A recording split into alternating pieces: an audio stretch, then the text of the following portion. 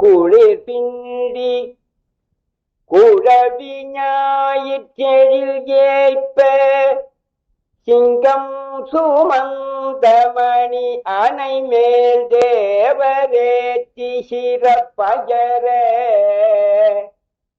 எங்கும் உலகம் இருள் நீங்க உலகம் எங்கும் இருள் நீங்க எந்தை பெருமானார் தங்கு செந்தாமரை அடி என் தலையவே செந்தாமரை அடி என் தலையவே.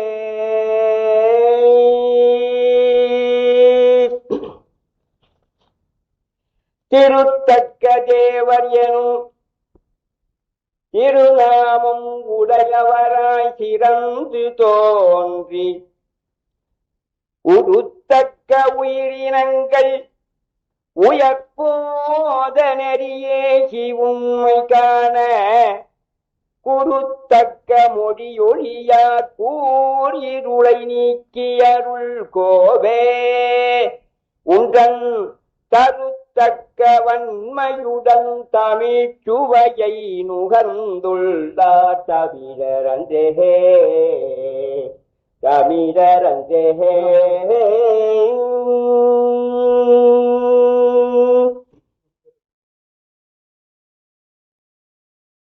ஒரு விதத்தும் ஞானம் இராது ஒரு விதத்தும் ஞானம் இல்ல உளுத்தன் என்னை உயர்ந்தோர்க்குள் உயர்ந்தோர்க்குள் உயர்ந்தோய் நீதான் பெருமிதத்து கருணையதால் பிரியம் வைத்து பெருமிதத்து கருணையதால் பிரியம் வைத்து பிழையறவே மிக கற்ற பேர்கள் தாமும் பிழை அறவே மிக கற்ற பேர்கள் தாமும் அரவணைத்து பாராட்டும் ஆற்றல் தந்து பிழையறவே மிக கற்ற பெயர்கள் தாமும் அரவணைத்து பாராட்டும் ஆற்றல் தந்து இவ்வரை காசை முழு பவுனாயாக்கி வைத்தாய் அரை காசை முழு பவுனாயாக்கி வைத்தாய் திருமுகுந்த புண்ணியனே ஈவபந்தாம் தெய்வமே என்றும் உனை சேவிப்பேனே திருமிகுந்த புண்ணியனே ஜீவபந்தாம் தெய்வமே என்றும் உனை சேவிப்பேனே.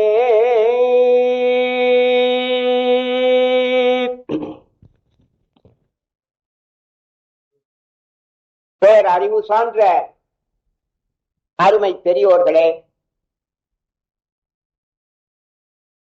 உங்கள் அனைவருக்கும் என் மனமார்ந்த நன்றி கலந்த வணக்கத்தை நான் பணிவன்போடு தெரிவித்துக் கொள்கிறேன்.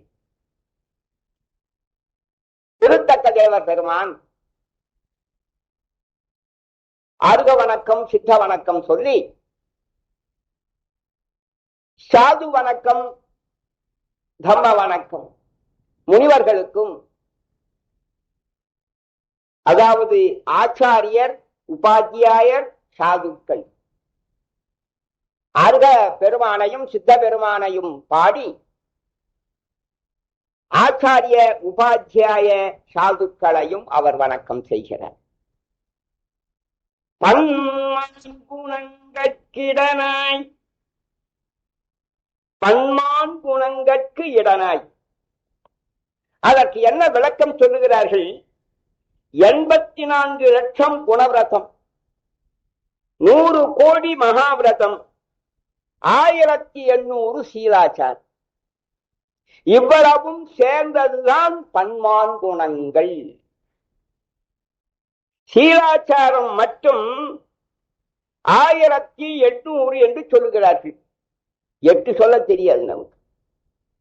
ஆனால் அத்தனை வகைப்பட்டது. அத்தனை வகைகளையும் சேர்ந்தவர்கள்தான் தீர்த்தங்கர பரமதேவர்களும் சித்த நிலையை அடைந்த பெருமானுக்கும் ஆச்சாரிய உபாத்தியாய சாதுக்கள் என்று சொல்லக்கூடியவர்களுக்கும் இத்தனை குணங்கள் இருப்பதினாலேதான் திருத்தக்கதேவர் சொல்லுகிறார், பன்மான் குணங்கட்டிலனாய்.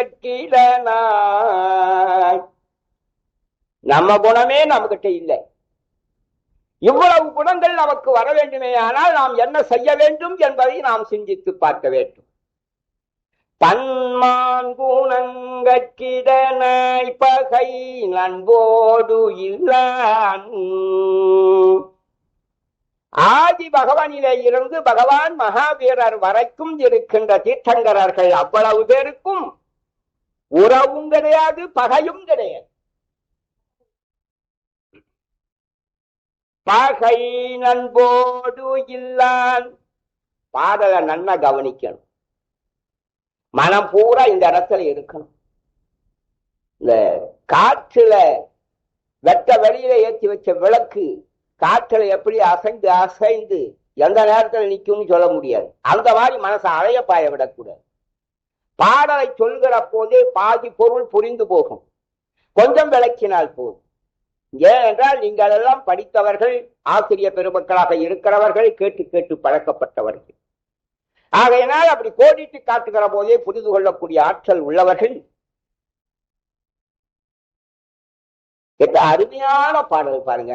பன்மான் குணங்கட்டிடனாய் பகை நண்போடு இல்லான் தொல்மாண்பமைந்த பூனை நல்லறம். இந்த நல்லறம் இருக்கிறதே, இந்த திரு அறம் பேரறம் என்று சோற்றப்படுகின்ற அறம் யாரால் சொல்லப்பட்டது? உறவும் பகையும் இல்லாதவன், அனந்த ஞான தரிசனங்களுக்கு இருப்பிடமாக விளங்குபவன், மிக மிக பழமையானவன், தொல் மாண்பு அமைந்த பூனை நல்லறம், அவனால் சொல்லப்பட்ட அறம். இந்த ஜீவக சிந்தாமணியை கம்பனை போன்று படித்தவர்கள் யாரும் இருக்க முடியாது. முழுக்க முழுக்க நன்றாக ஆய்ந்து ஆய்ந்து ஆழம் அறிந்து படித்தவன் சிந்தாமணியை கம்பனாட்டாழ்வான். இந்த கருத்தை அவன் பயன்படுத்துகிறான். இந்த கருத்தை அவன் பயன்படுத்துகிறான். ராமரிடத்திலே வந்து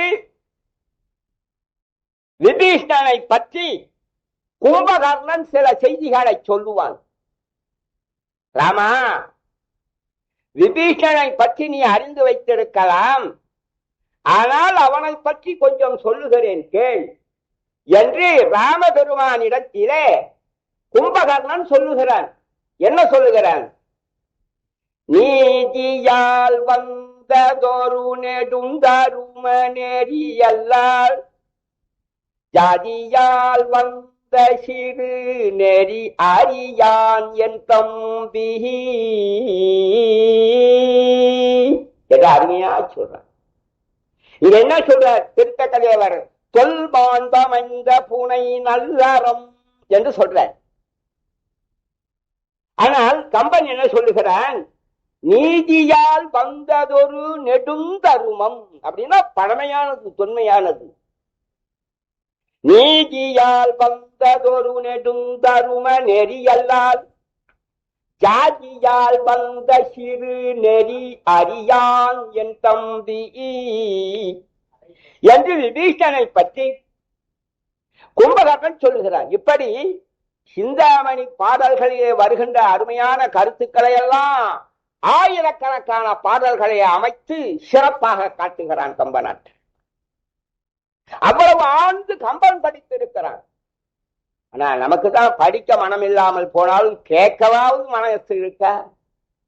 இதற்கு உரியவர்கள் ஆயிற்றே நாம் இதை காதாராவது கேட்க வேண்டாமா?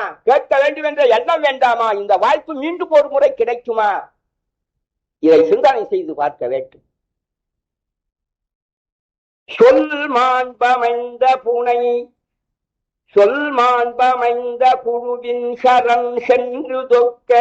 இப்படிப்பட்ட தொல்மாண்பமைந்த புனை நல்லறத்தை சேர்ந்து நிற்கின்ற ஆச்சாரிய உபாத்தியாய சாதுக்கள் இருக்கிறார்களே, அவர்களுடைய பாதத்திலே நான் சரணடைந்த காரணத்தினாலேதான். யாருடைய பாதத்திலே சரணடைந்திருக்கிறார் திருத்தக்க தேவர்? ஆர்கதேவன் பாதத்திலே, சித்த கஷேத்திரத்திலே இருக்கிற சித்த பெருமானுடைய பாதத்திலே, ஆச்சாரிய உபாத்தியாய சாதுக்கள் என்று சொல்லக்கூடிய எல்லா குணங்களுக்கும் இருக்கிறமாக விளங்குகின்ற பெருமக்களுடைய பாதத்திலே சரண் அடைந்த காரணத்தினாலே இந்த சிந்தாமணியை எழுத நான் துணிந்தேன். எழுத துணிந்தார் இவ்வளவு பேரை சரண் அடைந்து. ஆனால் சொல்ல துணிந்த எனக்கு இதில் ஏதாவது உண்டா? இதை நான் எண்ணி பார்ப்பதுண்டு. ஆனால் பூவோடு சேர்ந்த நாரும் மணக்கும் அல்லவா? ஆகையினால் இந்த பூவாக இருக்கின்ற சிந்தாமணியோட நாராக இருக்கிற நான் சேர்ந்ததினாலே அந்த மனம் இந்த நாருக்கும் வரும். அந்த துணிவிலேதான் நான் சொல்லுகிறேனே தவிர வேறொன்று அல்ல. சொல் மாண்பமைந்த குருவின் சரண் சென்று தொக்க நன்மாண்பு பெற்றேன். ஆகையினாலே நல்வினை உடையவன் நல் மாண்பு பெற்றேன் என்று இறந்த காலத்தினால் சொல்லுகிறார். இதை கவனிக்கணும். என்ன பெற்றுவிட்ட காரணத்தினாலே பெற்றேன் என்று சொல்லுகிறார். இனி பெறப்போவது இல்லை, ஏற்கனவே பெற்றாகிவிட்டது. நன்மாண்பு பெற்றேன் இது நாட்டுதன் மாண்பு பெற்றேன்.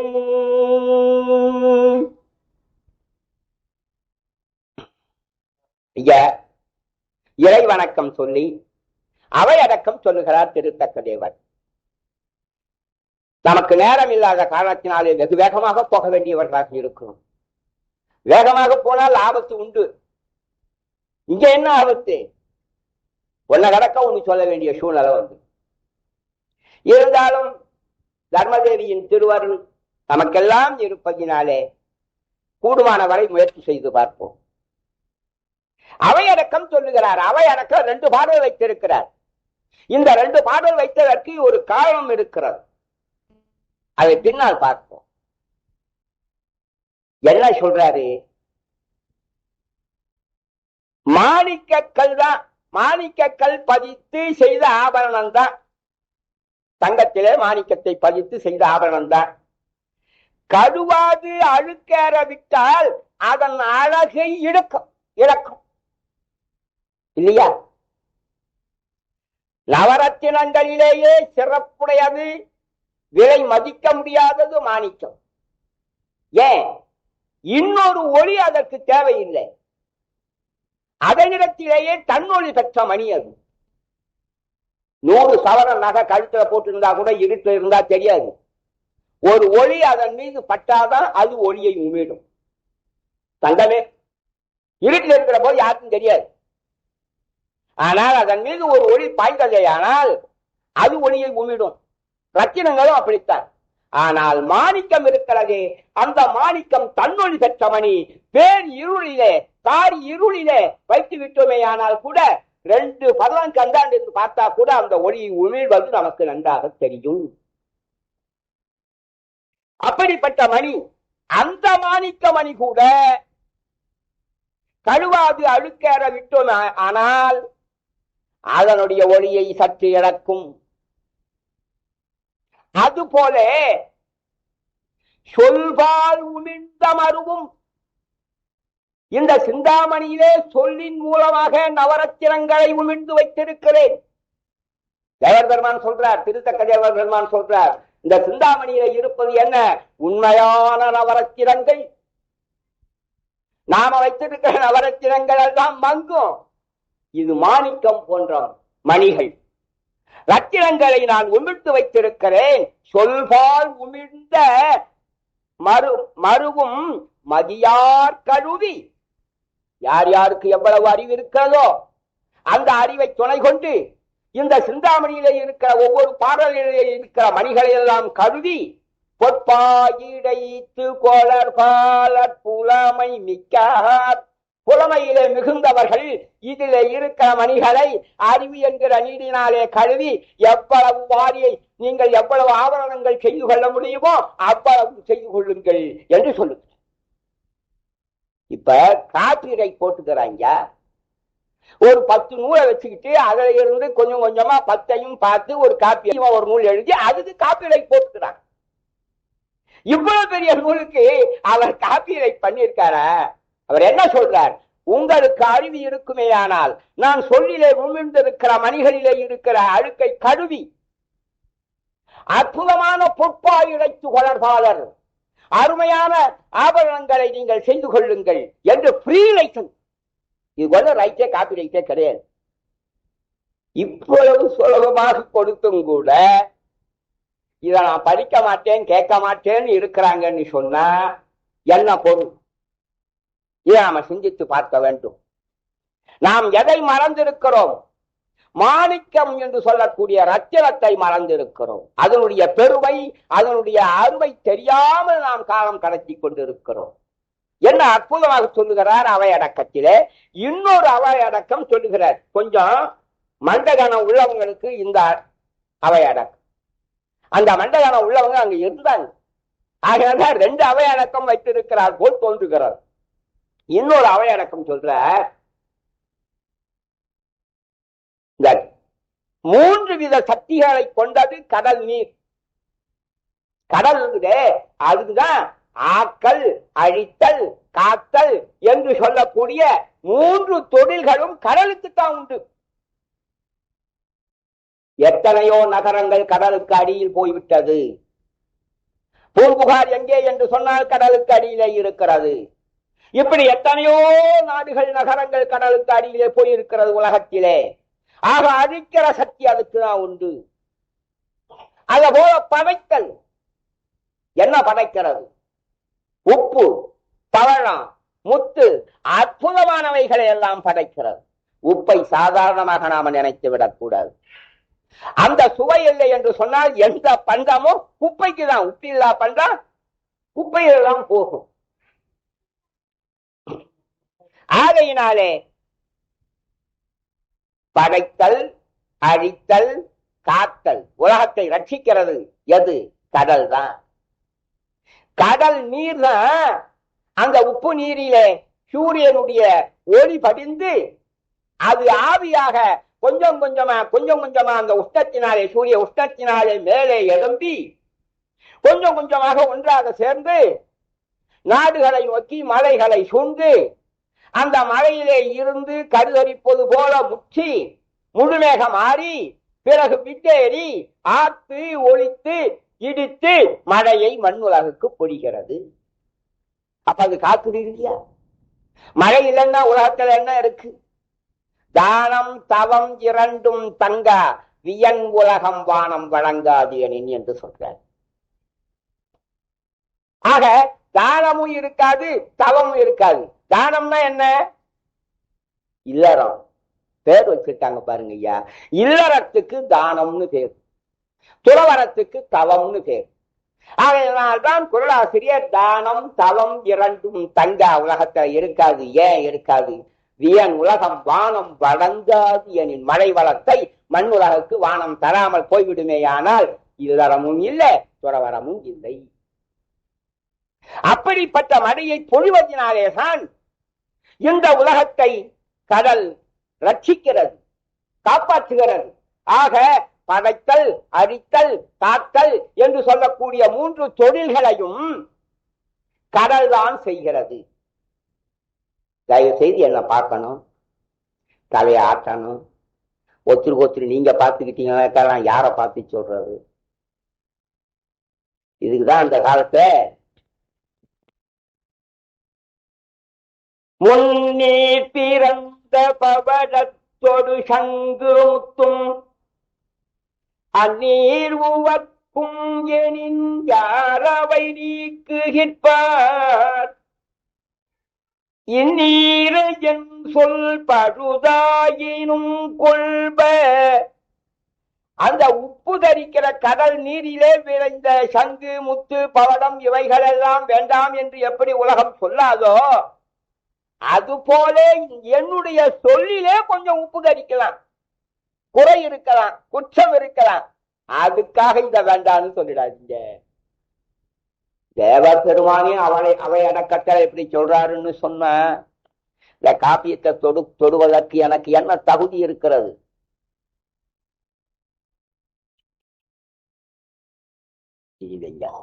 ஆடிட போகுது, சரியா பெறுவாங்க. இந்நீர என் சொல் பழுதாகினும் கொள்க, ஏற்றுக்கொள்ளுங்கள். தேவர் பெருமான் சொல்றார், என்னுடைய சொல்லிலே குறை இருக்கலாம், உப்பு கரிப்பது போல, ஆனால் அதிலே பவளம் இருக்கிறது, சங்கி இருக்கிறது, முத்தி இருக்கிறது, ஏற்றுக்கொள்ளுங்கள், அதை அனுபவியுங்கள் என்று வேண்டுகிறார். அவர் இன்னொரு கருத்து சொல்றார், ஐயா, இது நானாக இட்டு கட்டிய கதை அல்ல, இது பொய்யாக ஒரு ஆற்றலினாலே இட்டு கட்டிய கதை அல்ல. பகவான் ரிஷபதேவர் காலத்திலே இருந்து பகவான் மகாவீரர் காலம் வரைக்கும் சொன்ன உபதேசங்கள் அடங்கிய நூல்கள் இருக்கிறது. அங்காகமம், பூர்வாகமம், பகுஸ்ருத்தியாகமம் என்று சொல்லக்கூடிய 42 பரமாகமங்கள் இருக்க. அந்த ஆகமங்களிலே பகவானால் சொல்லப்பட்ட அந்த பேர் உண்மையைத்தான் நான் எழுதுகிறேன், பொய் நீர அல்ல. பொருளால் படம் பொருள் மிக மிக பழமையாக இருந்த தீர்த்தங்கர பரமதேவர்களால் சொல்லப்பட்ட மகாபுராணத்தின் வழிவந்த அந்த உண்மையான வரலாற்றை நான் எழுதுகிறேன். புராண பொருளால் இந்த பழமையான இந்த சரிதத்தை யார் கேட்கிறார்களோ, நல்ல கவனிக்கணும், யார் கேட்கிறார்களோ, மனமாற மனம் கொடுத்து காதிலே கேட்டு மனதிலே யார் நிறுத்துகிறார்களோ, பிறருக்கு யார் எடுத்து சொல்லுகிறார்களோ, அந்த வரலாற்றை யார் புனிதமாக கருதி போற்றுகிறார்களோ அவர்கள் விண் புகுவர். மேலே இருக்கிற 16 கற்பகத்திலே இருக்கின்ற தேவ உலகத்திலே 16 மேலே இருக்கிற கற்பகத்திலே தேவ உலகத்திலே போய் பிறப்பார்கள் சொல்வது திருத்தக்க தேவர் பெருமான் சொல்லுகிறார். சத்தியமே உருவானவர், உண்மையே உருவானவர், தெய்வாம்சம் பொருந்தியவர், சகல கடாட்சங்களும் நிறைந்தவர். அப்படிப்பட்ட பெருமகனார் சொல்லுகிறார், இந்த வரலாற்றை யார் காது கொடுத்து கேட்கிறார்களோ, யார் அதை மனதிலே இருத்தி போற்றுகிறார்களோ, நிச்சயமாக அவர்கள் விண் புகுவர். விண் என்று சொன்னால் ஆகாயத்திலே இருக்கிற 16 கற்பகங்கள் இருக்க, அந்த கற்பகத்திலே புகுவது மட்டுமல்ல, ஆண்டு அதன்படி நடப்பார்களே. ஆனால் இந்த காப்பியத்தின் தலைவனாக இருக்கிற ஜீவகசாமி வாழ்ந்த வாழ்க்கையை மேற்கொள்வார்களே. ஆனால் இதற்கும் மேலே இருக்கின்ற சித்த கஷேத்திரம் இருக்கிறதே, அந்த சித்த கஷேத்திரத்துக்கும் புகுவார்கள், அங்கேயும் போய் சேருவார்கள் என்று உறுதியாக அறுதியாக சொல்லுகிறார் திருத்தக்க தேவர். இதை நாம் கவனம் வைத்துக் கொள்ள வேண்டும். அவையடக்கத்திற்கு பிறகு இந்த காப்பிய தலைவனாக இருக்கிற நம்பி இருக்கிறாரே ஜீவகன், அந்த ஜீவக நம்பியை அரங்கேற்றம் செய்கிறார். பால்ய துறவி, பற்றற்றவர், அறத்தின் மீது பற்றுடையவர், தீர்த்தங்கரர்கள் மீது பற்றுடையவர். அப்படிப்பட்ட பெருமகனார் தன் காப்பிய தலைவனாக விளங்குகின்ற ஜீவகசாமியை அவையிலே அரங்கேற்றம் செய்கிறார். செய்கிற போது அந்த பெருமகனை என்ன சொல்லி அறிமுகப்படுத்துகிறார்? நீ நேர் உயர்த்த பொறிவேந்தனை,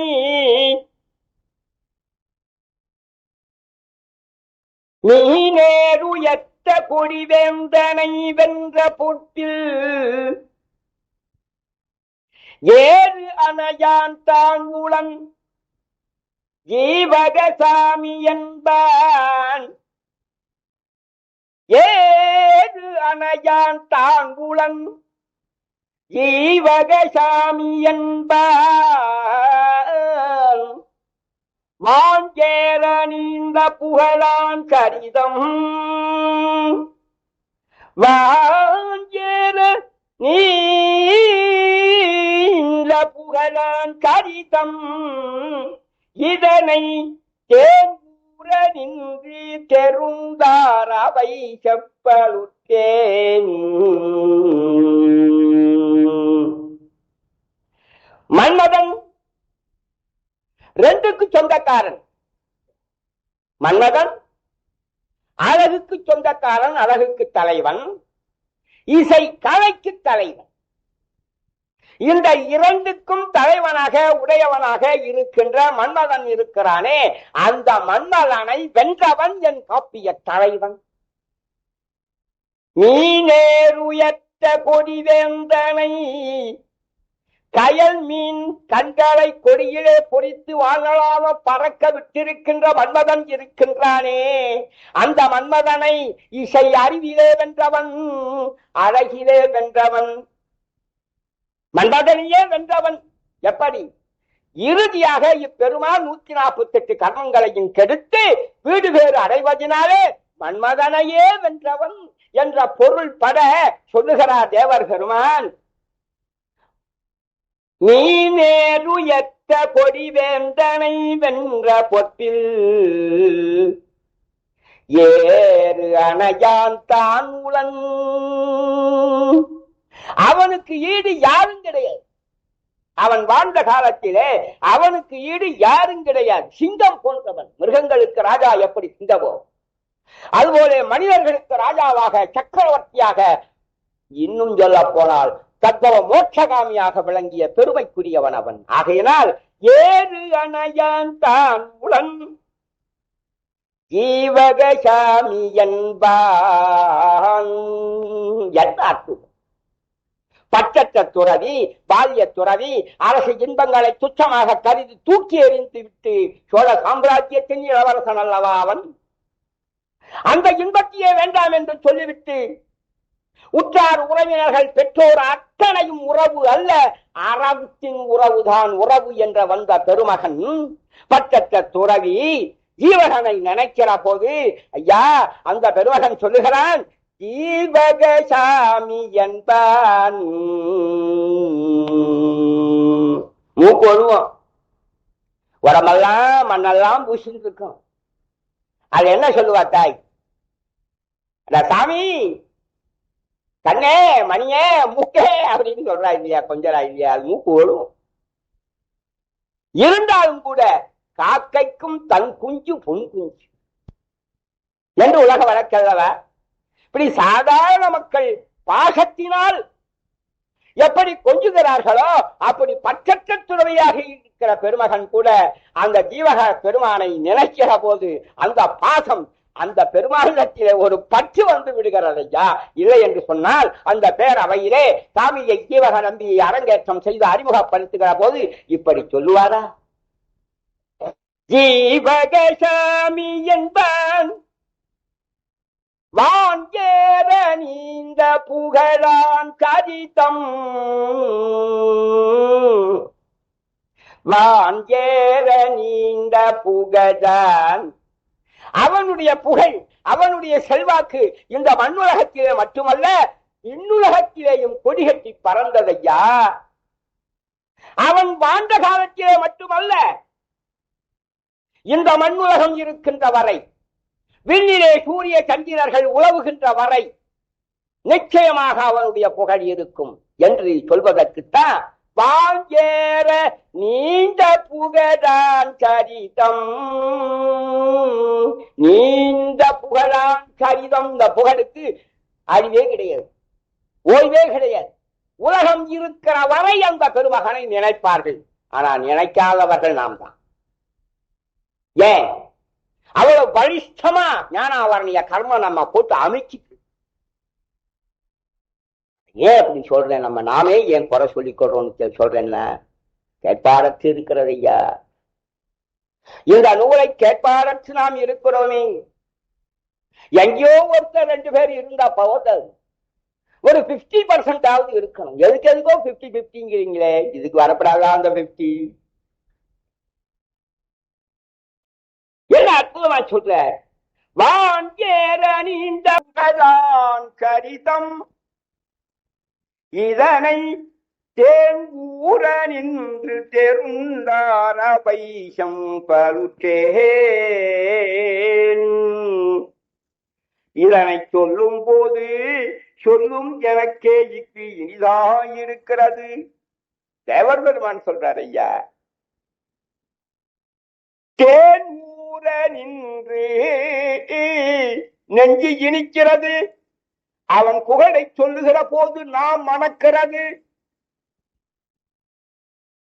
அவனது ஒழுக்கம் கேட்டோர் நெஞ்சிடத்தே நின்று இனிமை மிகும்படி தெளிந்தோர் அவையிலே இத்தொடர் நிலை செய்யுளை கூறலுற்றேன். தெருந்தார் அவை. எப்படிப்பட்ட அவை அது? அரசன் தலைமை தாங்கி இருக்கிறார், பாண்டிய மன்னன் தலைமை தாங்கி இருக்கிறார், மாபெரும் புலவர்கள் எல்லாம் விற்றிருக்கிறார்கள், அமைச்சர்கள் விற்றிருக்கிறார்கள், தானை தலைவர்கள் விற்றிருக்கிறார்கள், மக்கள் பிரதிநிதிகள் விற்றிருக்கிறார்கள். அப்படிப்பட்ட அவைக்குத்தான் தெருந்தார் அவை. அந்த தெருந்தார் அவையிலே வாங்கேற நீண்ட புகழான் சரிதம் இதனை தேன் ஊற நின்று தெருந்தார் அவை செம்பருத்தேன். எத்தனையோ 1000 முறை சொல்லி இருப்பேன். ஆனா இப்பதான் புதுசா சொல்ற போது எவ்வளவு ஒரு ஆனந்தம் வருமா? அவ்வளவு ஆனந்தம் வருது ஐயா. இதுல இருக்கிற ஆனந்தம் வேற எங்க காண முடியும்? அப்பெருமகனை அவைக்கு அறிமுகப்படுத்தி அந்த ஏமாங்கதம் என்று சொல்லக்கூடிய நாட்டுக்கு பேரரசனாக இருக்கின்ற சச்சந்த பெருமானை பற்றி சொல்லுங்கள்.